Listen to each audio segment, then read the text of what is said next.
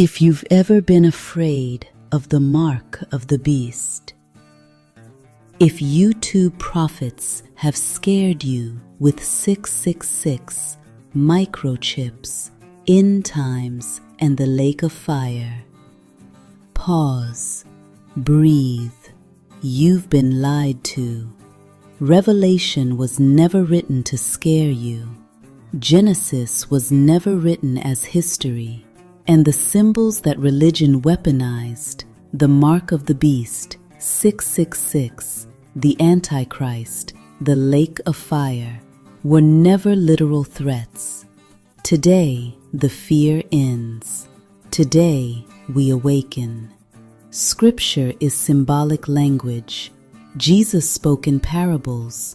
The prophets spoke in visions. John spoke in metaphors. And yet religion took symbols, turned them into predictions, and terrified millions. But when you read with spiritual eyes, everything begins to make sense. To understand Revelation, you must understand Genesis. Cain was never a literal man with a literal mark. Cain represents the ego nature, the part of the soul that rises when identity of oneness with God is forgotten. Abel represents the Christ nature, the awareness of oneness, purity, intuition. When Cain killed Abel, it was not a murder in a field. It was the moment ego overshadowed your awareness of Christ. The moment identity of oneness was lost. The moment humanity fell asleep to its Christ consciousness. This same pattern appears again in Revelation. Now hear this with clarity. The mark God placed on Cain was the same symbolic mark that appears in Revelation. Religion said Cain was cursed, but Scripture says the opposite. God marked Cain so no one would destroy him. It was protection, mercy, a limit placed on ego's ability to self-destruct. This is the key. Cain's mark is restricted ego. Beast mark is unrestrained ego. Both marks appear on the forehead because the forehead represents consciousness. And what did God say to the serpent, the symbol of ego in Genesis? On your belly shall you go, meaning ego was restricted, confined, limited to the dust realm of thoughts and emotions. It cannot touch spirit. It cannot alter divine identity. It can only whisper in the dust of the soul. Cain's mark and the serpent's restriction are the same message. Ego can influence you, but it cannot destroy you. Now bring this into Revelation. The mark of the beast is not a chip, barcode, vaccine, passport, or technology. It is the same symbolism as Cain's mark, but in its inverted, unconscious form.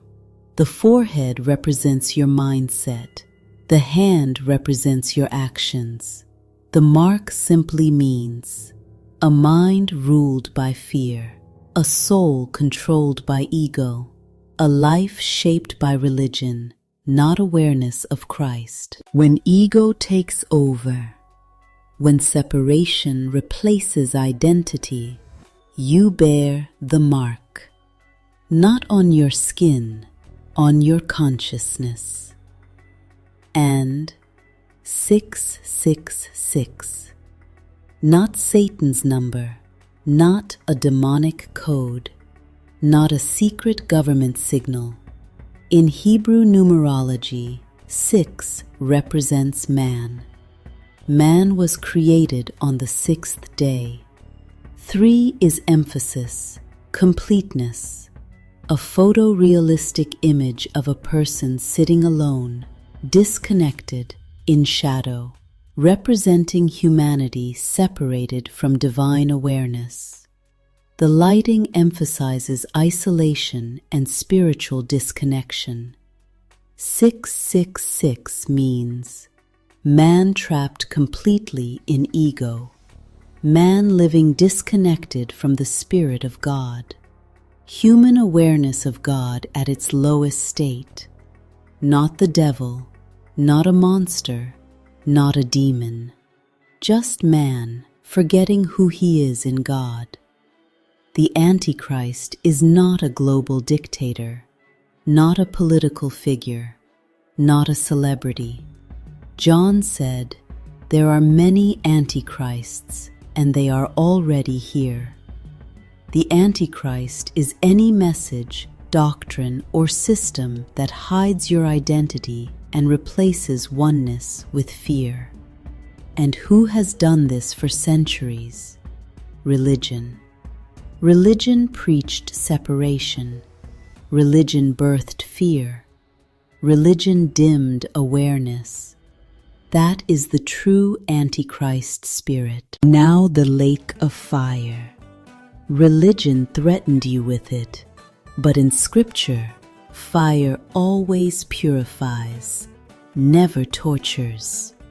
The lake of fire symbolizes purification, awakening, ego dissolution, the end of illusion, the return of awareness. Family, this is the gospel religion hid. You were never separated. You only forgot. And nothing in Scripture was written to scare you.